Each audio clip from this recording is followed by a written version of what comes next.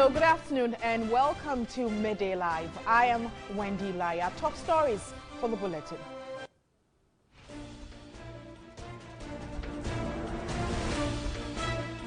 We bring you a staggering revelation as rail passengers are at risk as none of Ghana's trains are insured. Accra High Court set October 31 to rule on ECG workers' injunction on the company's concession. On international front, Kenya's Supreme Court to hold a last-minute hearing to decide whether or not the rerun of the country's presidential election can go ahead this week. We have details coming up shortly. Please do stay.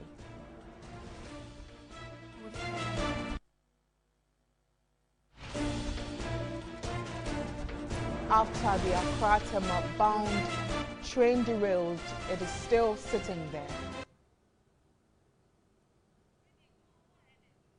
We're beginning with that story now. I'm standing at the scene of what could have been one of the greatest disasters ever to hit this city of Accra and even this country. I am at Tesano, where a train derailed or went off its tracks here. Now, this particular train plies the Accra-Achimota-Tema route. And by Accra, I mean Kantamanto, to Tema Community 1, and this happened on the 23rd of October at 7:40 a.m. Now, I'm currently here with Mr. Abraham Wood. He is the acting area head or area manager for the Ghana Railway Company Limited. The minister have put in place a 3-member committee to investigate and look at the cause of the accident. We are waiting for them. They have to do their work.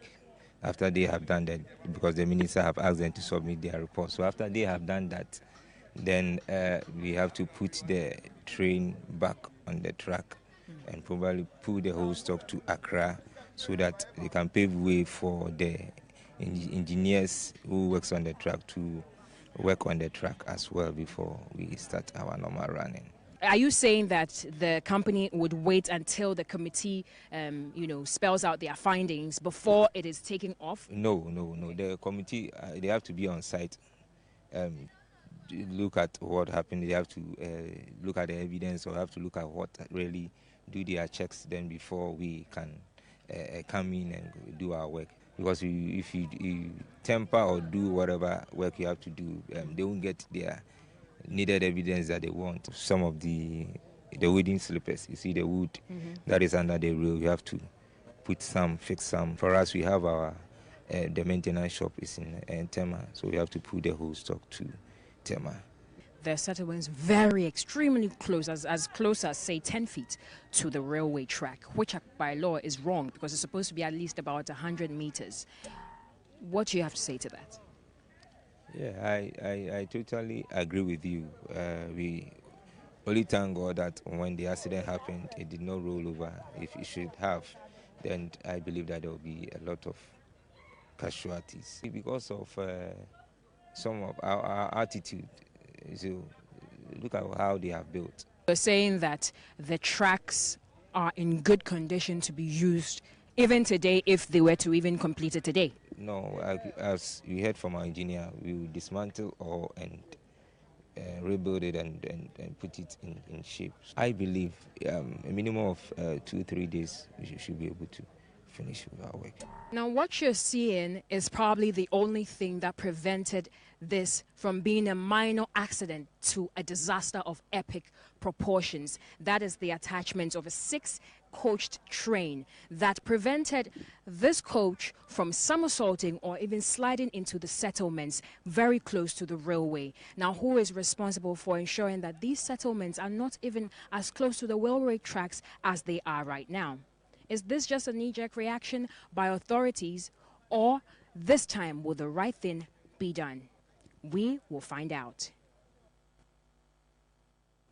And staggering information we are gathering is that none of Ghana's commercial trains are insured. This is because the laws establishing the motor vehicle insurance do not make it compulsory for vehicles, that's commercial trains, to be insured, unlike commercial and private vehicles. The Motor Vehicle Third-Party Insurance Act, Act 42 of the 1958 Motor Vehicle, that's a third-party insurance, makes insurance of trains optional.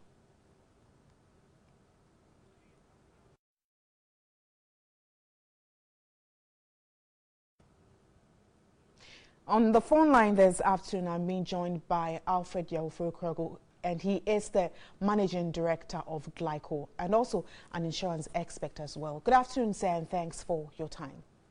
Good afternoon. Now, with your expertise in insurance and over the years, why do you think that trains are not insured in Ghana? It is good. The insurance is not compulsory. Apart from motor insurance is compulsory, it's now that the National Insurance Commission is trying to make other forms of insurance compulsory. But for now, for a train, the insurance can cover the rail line, the coaches, the employees, and the passengers. But unfortunately, they don't have any insurance. Is it to say that it's too risky a business to insure? No, not at all. In fact, I must say for train, motor is even riskier. But for me personally, I have been to the railway authority. I've had meetings of them some years ago, trying to. I think that was when they did the Akratama rail line. But they always talk about funds. They don't have money to pay premium. But the insurance is not risky. After all, the rail line doesn't. I don't feel you monitoring the line on few occasions that you have rail accident. So it's not that risky. And from what you're saying and adding on, what really, if Ghana should intend to pursue this, what really would be the setback? The setback is that if things happen, and unfortunately there is no insurance to cover them. And in fact, this way accident is not the only one. There are other states or national assets that do not have any insurance. Minister of Foreign Affairs got bent. The Minister of Health, their central medical stores also got banned. All of them didn't have any insurance. And unfortunately, in Ghana, when these things happen, we talk and talk and talk, and that's it. There's still no insurance for all these things. The rail line, they don't have any insurance. But I must say that if you were in the train and you got injured, then you have to take on the railway authority for compensation. Because for the insurance is not compulsory, but the compensation is compulsory. If for any reason you are in the train and you got injured or your property is damaged, they must compensate you for that. And if indeed we want to pursue this again, are there available insurance packages? Although you work with Glyco, you are an expert in this very industry. Are there insurance packages available now as we speak? Yes, very many insurance are available for that. And as I said, we have insurance for the construction of the rail line. We have insurance for the rail line itself after the construction, and then the coaches, the workers, and then liability for passengers. We have insurance to cover all that. I must say that I've had discussions with the Minister of Railways and his deputies, and they are very keen on doing the insurance. You know, these days I think they are looking for a facility to expand the rail line. And so that one, no investor will put his money in if you don't have insurance supported. So they are very keen on doing that. All right. Well, for those that are existing for now, there are no insurances to cover them. Thank you so much for your time. I have been speaking to Alfred Yaufo. He's the Managing Director of Glyco and also an insurance expert. We're still staying with the railway sector, and the Ghana Railway Company is bedeviled with several challenges. In the following report, News Team chronicles some of the challenges confronting the railway sector. The Accra to Nsawam route is one of the few networks still in operation. The coaches that ply this route have been doing so since 1986. Though old and rusty, they continue to transport hundreds of passengers daily. The Accra station is bedeviled by activities of traders and all manner of persons who have no business there. Traders compete with the trains for space despite the dangers. This, however, is not peculiar to the Accra station. At the Odor station, squatters who were evicted in October last year have returned. These structures have once again been put up close to the rail lines. Most of them are bars, food vending joints, and residence for young men and women seeking greener pastures in the capital. Despite warnings by the Accra Metropolitan Assembly, construction works are ongoing. The tracks are also indiscriminately littered and liquid waste is poured on them. Activities contributing to the destruction of the already frail tracks. The tracks here are only a representation of what used to be. It has several railings missing, portions eroded, and rest of the land belonging to the Ghana Railway Company encroached by small businesses. I've stayed here for like 26 years. It's the people who is in charge of the train, they give us here to do our businesses because the train has stopped passing here. They charge for the land. It's a year. You pay like 60 cedis. Structures marked for demolition still stand. The Nsawam station looks deserted, almost like a haunted house in a horror movie. The office of the station manager obviously haven't felt the strokes of a paintbrush and have several broken panes. This tiny police post now serves as a residence for railway staff. The foundation of this staff quarters is also gradually being washed away. The station manager also doubles as a ticket officer. The Accra Nsawam route serves mainly traders. Patiently, they spend hours waiting for the train. The moving train is also threatened by these homes and structures close to the tracks. Some transport companies also park their buses in a manner that poses a danger to the train.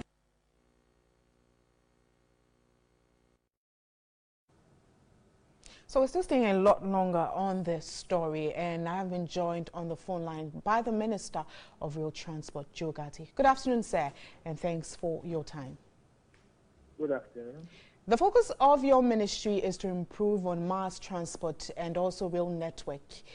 How important is this, and also how can the system help reduce accidents? How important is what, please? Your job and role as you work on transport system and the rail network on the back of the accident we recorded yesterday. Well, yesterday we recorded the derailment. Every derailment is important because you learn the lessons from the derailment and take it forward.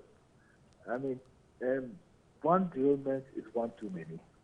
So we are taking it very, very seriously. We're investigating what happened. The experts are on the ground. Today they are trying to bring the train back onto the track, and we take safety very seriously. And so for us, when the committee comes out with the support to us, they will know the way forward. So it's a very important incident, and we are taking it seriously. Now, I just ended an interview with an insurance expert, and he did mention that there are insurance packages available for our rail system. Is the ministry looking at that? First of all, the ministry does not run the train service. The ministry is a policy, gives policy direction, and it's important you mention it because as you are speaking, we are developing a Ghanaian participation policy, and we have identified insurance as one of the areas in which insurance companies, Ghanaian companies, can take the lead in offering insurance, not just for the running of the train, but also for during the construction process. Can you speak up, sir? Can I speak a bit Can you louder? please speak up? Okay, madam. I'm saying that the ministry is in the process of developing a Ghanaian participation policy for the sector. And one of the areas we have identified as areas that want to encourage increased Ghanaian participation is the area of insurance, not just during the operation, but even during the construction. And a number of insurance companies have approached us And I've also approached a railway company and given them their proposals for insurance. So we are ongoing. We have an ongoing discussion with the sector to increase Ghanaian participation in the sector. And just for confirmation, are the railway sector, when it comes to railway lines, are the trains insured here in Ghana? I should think so. This is a question you must ask the Ghana Railway Company. But you are the sector minister. I'm not responsible for ensuring whether it was insured. I'm developing a policy which will ensure that if this is government money, Ghana money, 70% of the insurance is done in Ghana. But the insurance sector goes through a process of insurance and reinsurance. And I don't have to be, with respect, it's not because I'm the minister, but I know that depending on the value of the insurance, they have a process where they do reinsurance with outside bodies. So I don't think that the sector minister is responsible for finding out whether this train has been insured. No, this is a question we've asked and to come out in a report. But we are doing a policy which we're doing even before this thing derailed, which we are going to instruct all the companies that are operating here and that will continue to operate here and encourage them to use Ghanaian insurance companies. So something like that. So you can indeed confirm if that is done or not? I will not say what I don't know.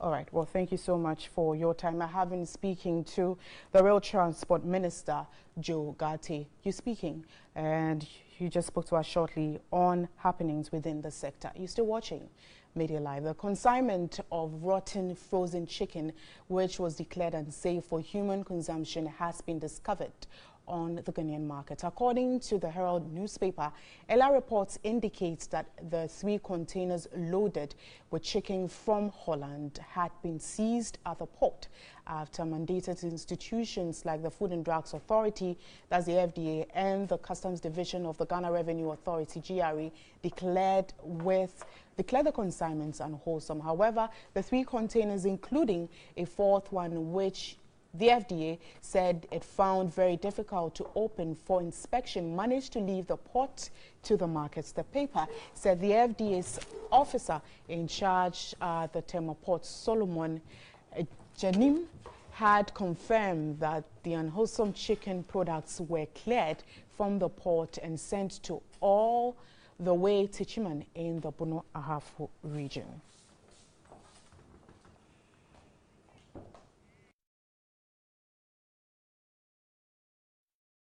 So this afternoon, I have been joined in the studio by James Alate. He's the PR manager, FDA, and we're looking at the unwholesome chicken. Good afternoon, James, and thanks for your time. Now, yesterday I did speak to you on this very issue. What's the latest? Thank you very much. I think I narrated the whole thing yesterday. I don't know whether we have time to go through them. So I just rush and go through it. Now, you see, what actually happened was that when the products go to the ports, now, before I do that, let me establish that they were not smuggled products. They were genuine products that were imported to the country. When they got to the port, FDA inspected together with veterinary services. When the container was opened, they noticed that there was a foul smell that was coming out. So that raised suspicion that check the content very well. How long did it stay at the port? I cannot tell. But from every indication, the products, they were not able to establish whether the product arrived in that state or it was when it was at the port that it got into that state, you know. And what they did was that, noticing the foul smell, they resealed it, allowed it to go to the importer's warehouse because it's going to take time. Who are they? That's SEPS, FDA, and veterinary services. Understand? So the products were cleared to the owner's facility, that is a coastal in Teva. That's Whitestone Frozen Foods Limited. Yeah. So when they got there, they sorted the whole thing out. And then they realized that 266 cartons out of the 2,800 cartons had come back. That is 266. It was separated. And then a detention notice was placed on the remaining consignment. Though it wasn't found to be unwholesome, they wanted to do a second test. So veterinary services took samples, took it to the lab. It took them about 5 days. And they brought the results indicating that the remaining were wholesome. But the challenge was that At the time that the first consignment was being inspected, there was a second container that was observed also to contain frozen food belonging to the same company. Trying to open it was difficult. They couldn't. So they agreed with the clearing agent that on Monday, this happened on a Saturday, the following Monday, they'll bring a welder, break it, and do the inspection. On Monday, FDA officers got to the scene and they realized that the product had been cleared. That the second consignment, also containing 2,800 cartons. What we did was that immediately we called the clearing agent to confirm. I'm sure maybe I must admit that's a mistake that we did. We should have first called the owner of the product and not the clearing agent. We called the clearing agent and he told us that the product has been transported to Techiman. So that was the information that when Herald interviewed, it was released to him. Later, we called our office in the Brongahafu to move to Techiman to do a check on the cold stores in Techiman, whether that product had come there. Despite that, we moved to the owner's premises. When we got there, we questioned why they've allowed the products to be taken to Techiman. But what then is the role of the FDA official at the port? You know, we are supposed to allow the products to be cleared. And that's why I'm saying that the agreement was that the products should be kept till Monday when we do the inspection. And when we went on Monday, we realized it had been cleared. That's last week Monday? Yeah, last week Monday. You understand? Not this one, that's last week Monday. The whole thing started on a Saturday, last week Saturday, you know. So, when we contacted the owner, then he indicated to us that no, the products had not gone to Techiman, but that they were in their warehouse, they were cleared to their warehouse. So we went and we saw the consignment. Atema of 2,800 cartons. That's the second consignment in the warehouse. All we did was that we placed a detention notice on them, called veterinary services, picked samples, which we are waiting for the results. Now, yesterday you mentioned that the Unwholesome Chicken had been destroyed. Yes, that's the 266 cartons. Where exactly was this done? It was done at the dumping site in Tema. When and at what time? It was done on Monday. In fact, I was from a meeting when I came here straight. I would have brought the documents that were signed on the destruction. I had this on my table. So you're still waiting for feedback from the veterinary service? Yes. How confident are you that the other consignments which you've put a hold on doesn't get to the market? Who is monitoring what? It will not. FDA has been visiting the place since we did that detention. When we normally place detention on products, we don't leave it like that. We visit the place to confirm that it is intact. And if I spoke to our officer yesterday, he told me, assured me that the products were there, they've not been touched. And I know they've not been touched. I'm very sure about that. Now, one concern that has been raised is that when you go to the sites where you do the destruction of these unwholesome food and products, your personnel are also not in the right attire or gear. How harmful could this be? Because we've had visuals of these things, even for Asahi and the rest. So some of them are probably dressed in mufti, some t-shirts and trousers, no overcoats, no nose masks, gloves. You see, is this normal practice? With the disposer, FDA, what we do is that we supervise the disposer. We are there to check that the products are actually being destroyed. That's what we do. I was there myself when the Asahi was being destroyed. Well, I was not putting on a nose mask anyway. Which you have admitted is not. Yes, I was not. But the officers, the technical officers that were doing the supervision had a nose mask with them. Okay, we'll be playing those visuals shortly, which will air for you to really justify. But you see, I've seen the visual you are talking about. And that's right on air. Okay, with the visual, you realize that the owner of the product brought in laborers to come and cut the product into the crusher. It was the laborers that were dressed that way. We have no control over that. So I remember that day, we even supplied them some nose masks. That's what FDA did. They were not obliged to do that. But is this their responsibility? Is it the owner's responsibility to do that? Yes, he has to do that. Now, he has employed them. He has to do that. Going forward, still back to that very issue about unwholesome food, and then the role that your officials at the port play. You've narrated that, but how best can they ensure that such a thing doesn't repeat itself? Wendy, what has been done? You see, Wendy, let me be very honest and very frank with you. FDA has worked with SEPS for a very long time. The relationship has been very good. Collaboration has been very good. We'll not be experiencing this. Every time when there's a product and FDA says that this product shouldn't go out, it doesn't normally go out. So with what happened, it's quite worrying. I know yesterday we had a discussion, myself and the officer at the port, and indicated to me that it's in talk with SEPS officials at the port to know why they allow this into. But has FDA started an investigation into this very issue? Well, that's what I'm saying, that the officer over there has started talking to SEPS about it. Alone, or you're doing it as a whole entity? As a whole entity, because he alone, there's familiarity, and that's well, he represents us at the port. So when I say he, it doesn't mean that you go there as an individual. You definitely go with some other officers together with SEPS to find out how the thing happened. Right, because it doesn't normally happen. All right. Well, thank you so much for your time. I have been speaking to the PR manager, FDA, James Latin. We're looking at the Unwholesome Chicken that was busted. You're still watching Midday Live. A newly installed Gamanche Nita Ki Teko has dismissed suggestions that his rise to the Gamanche stool was politically aided. Outdoored at the Konshi Palace that has seen several evasions and lockups. The new Gamanche says that he is the right person to occupy the stool with the support from kingmakers. Kucho has a following report.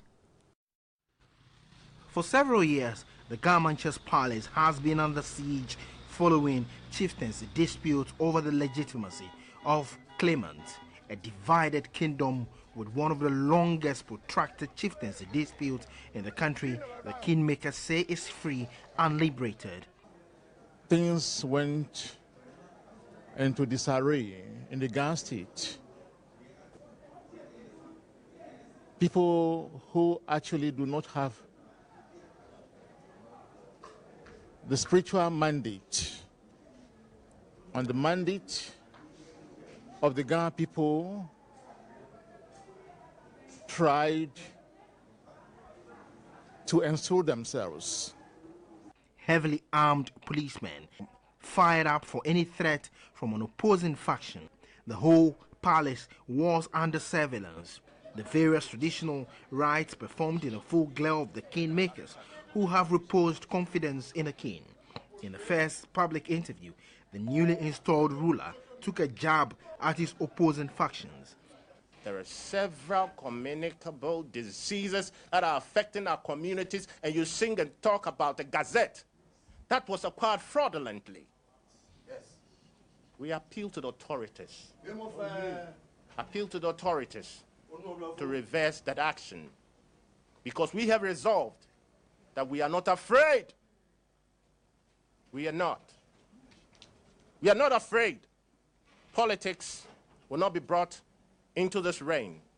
He is resolute. What the Ga state needs is liberation from economic hardship and poverty. I want to unite the Ga state.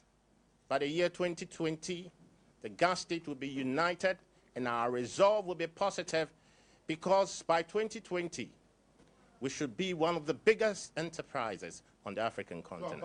The kingmakers are hopeful the new Gamanche will lead a state devoid of political influence, which they believe accounts for the protracted conflict. Kucho, TV3 News, Konshi, Accra.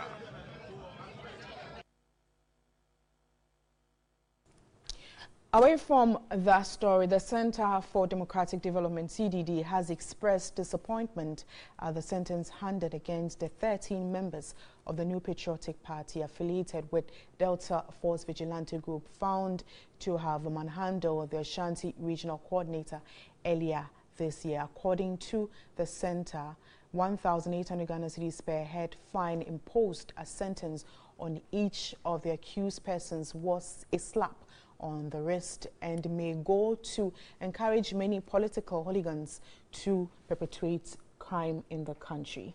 Now, CDD Ghana said although the court processes were in accordance with the rule of law, the judgment was lenient.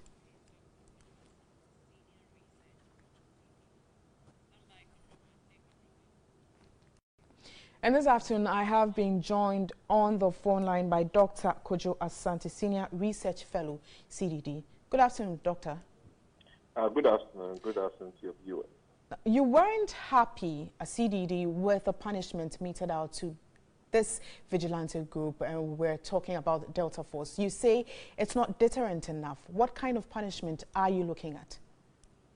I think at the minimum, a custodial sentence would have sufficed. I mean, this is a group that physically assaulted a regional security coordinator. I mean, the fact that you assault in a public officer, it's a very, very serious offense because it undermines the integrity of the state. And if the state is not able to send a signal that, you know, people who are carrying duties on behalf of the public are assaulted, then it makes it difficult for the state to work. And that's why, if you look at the criminal code, you know, this is an offense that is taken seriously. So this was something that most of us got access to a video that showed that, you know, people were, this person was assaulted badly. And the fact that that happened and we end up with a situation where they get off with the fine is really troubling, because we've been having these issues repeated every time. And every time it happens and we don't take a strong stand, it actually emboldens people in these groups to act with impunity. So this is why we are drawing the public's attention that we really have to draw a line in the sand. We need to say that, you know, cannot tolerate this anymore. Because if we don't, then we'll get to a point where it'll be more difficult to handle. Now, do you agree that there should be a total ban of vigilante groups in this country, though this issue has come up over and over again? Yeah, I mean, you know, this is a matter that the Coalition of Domestic Collection of the West, for instance, has been, you know, talking about for a couple of years now. I mean, people make the case that really these kinds of groupings and the objectives to which they are set up itself is illegal. So it's not like you are banning illegal activity, you know. So that you have to disband them. These groups who mobilize to either serve as party security or whatever it is that they seek to do, but using violence and intimidation and so on, cannot be legal in any under our constitution, and therefore they have to be disbanded. And if they do, you know, meet for those purposes, then of course it makes their activities illegal and they can be arrested. So I think that there's a law enforcement tool that you can use. But we, you know, remember the elections time. This was, you know, the security agencies promised us that this was going to happen. It did not happen. And we've seen it post-election that people are still doing. Just recently in Tamale and so on, there are still people going around locking up state offices and demanding that, you know, whatever their interests have to be met by the state, and the police does nothing. So it's a worrying trend, and if it keeps going on, because now all of these groups now have branches. If you go to Sunyani, you go to, you know, Takrady, you go, you know, these now they are forming branches at districts and so on. So it means that this is a lucrative job now, and you have a lot of unemployed people. So if you create that kind of mix, you are asking for trouble. Now, for political parties, while as a country we work on some of these pointers you've touched on, how should political parties control these groups within their parties? Well, I mean, obviously, a lot of the genesis of political vigilance, particularly under the Fourth Republic, you know, arose mainly because political parties felt that those who were in opposition, in particular, felt that they weren't getting a fair justice. You know, there was selective justice from the incumbent. So a lot of them, you know, went to mobilize these boys as party security. And then, you know, what now that because we've been having all these turnovers in Ghana, once somebody gets into a position, another person comes, then they also go and mobilize. Now, once you set them up, they don't disband. They are there. And whatever they get from you, you'll keep coming back. So the political parties have a big responsibility to help disband these groups, because openly they will say that they don't know them. But informally, everybody knows that they are affiliated to a party, and they themselves will claim that. So they have a responsibility to completely say that, you know, these groups they have nothing to do with the party structures, and they can't work for us. If they don't intervene in that way, it makes it very, very difficult, you know, to deal with the problem of political vigilantism. All right. Well, so thank you. that I think is important. They have a big role to play. Thank you so much, Dr. Kucho Asante. He's a senior research fellow at CDD Ghana. This is still Midday Live.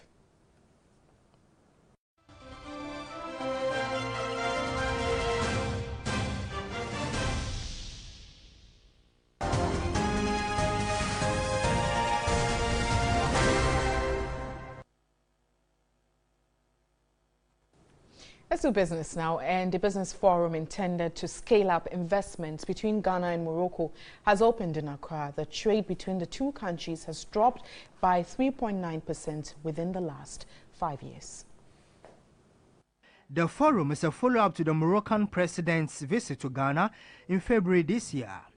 During his visit, 25 business agreements on automobile, energy, mining and other sectors of the economy were signed. Both countries agreed to develop the various sectors by increasing investments. Available figures from the Ministry of Trade indicates that Ghana's imports from Morocco stand at $87 million and Morocco's imports to Ghana at $7 million. Currently, there are more than 80 Moroccan businesses in Ghana. The Ghana Chamber of Commerce and Industry expressed worry about low levels of trade between the two countries. Surgical and chemical industries, plastic industry, trading and waste management. The forum will have business-to-business and government-to-government meetings to address areas of concern, as well as providing businessmen and women the opportunity to interact, establish business relationships, and conclude business deals.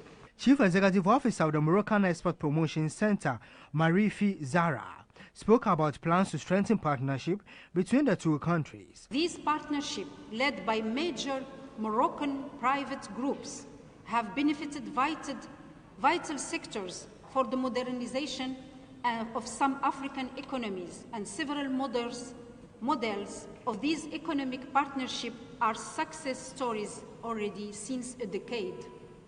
Deputy Minister of Trade, Carlos Ahinkra, directed the GIPC and the Free Zones Board to consider exchanging trade ideas with Morocco. Are aimed at making Ghana the most business-friendly economy in Africa. Some of the reforms include the establishment of an electronic register for business regulations, legislations and processes which should lead to providing a complete repository of business laws and transparency for investments. Other speakers underscored the need to deepen relations between the two countries. The Ghana Securities Industry Association says all is set to launch the energy sector levy bond, which will be traded on the stock market. President of the association, Reginald Franz, tells TV3 Business the bond, when successfully traded, should see the country's energy debts fully paid. Ghana has issued an energy sector levy bond prospectus.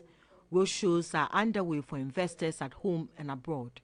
Reports indicate that the IMF takes a public debt view of the impending fifth extended credit facility program review.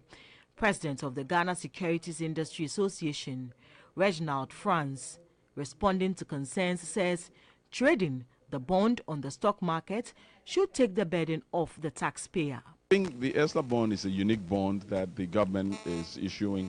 It is actually to pay off the energy sector debts. It has been ring-fenced. The sources are very clear. All of us are going to be paying for it by buying fuel at the pump, and they take a few pennies out. They ring-fence the money to ensure that they can settle these debts with the financial institutions. It helps each of the energy sector institutions clean up their balance sheet. At the launch of this year's Capital Markets Week, the association says it will, among other issues, discuss the need to make Ghana an investment destination. This year's Capital Markets Week is on the theme, the safety and security of the Ghana financial market. And the Director General of the Securities and Exchange Commission, Rev Daniel, says the development is expected, and he was speaking in relation to the performance of GCB, which has dropped by some 20% since it took over management of UT and Capital Banks. Reverend Daniel Owusu was reacting to the drop in performance of GCB Bank on the stock market. He expressed worry lack of adequate information for the investor could be a factor for the underperformance. GCB Bank took over UT and the Capital Bank.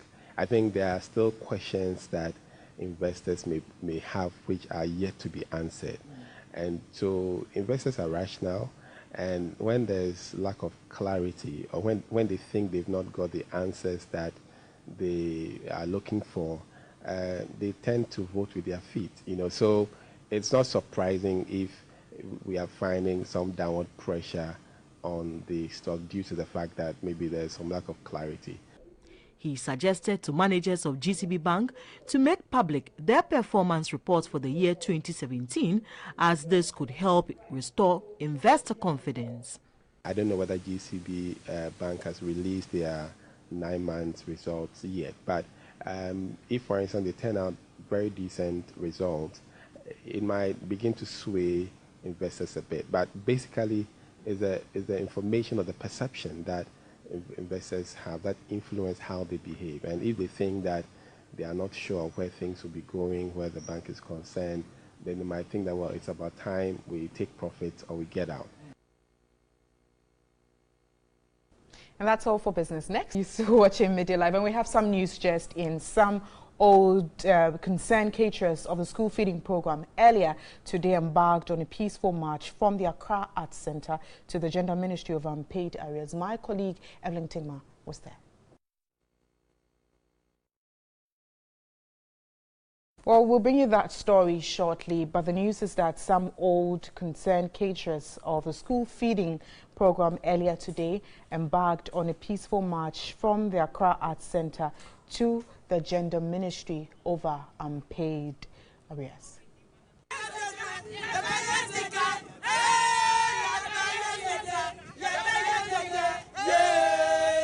Concerned caterers of the school feeding program are here, and they are coming from all the 10 regions of Ghana. And what they are saying basically is that they have worked for 135 days and have been paid only 7 days, what they think is an insult by the Gender Ministry. And so this morning or this afternoon, they are going to the Gender Ministry to present a petition. But unfortunately, the police that promised them that they will escort them to the ministry has not turned up, and so the women are here and kind of confused as to whatever they're going to do.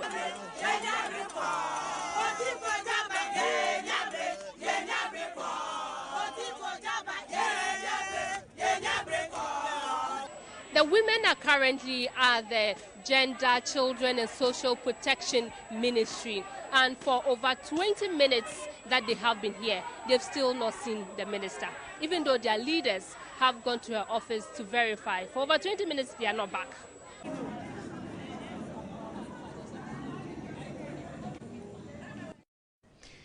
So we'll bring you more in our subsequent bulletins. That's all for the bulletin this afternoon. I am Wendy Lai. Do have a good afternoon and enjoy the rest of our programs.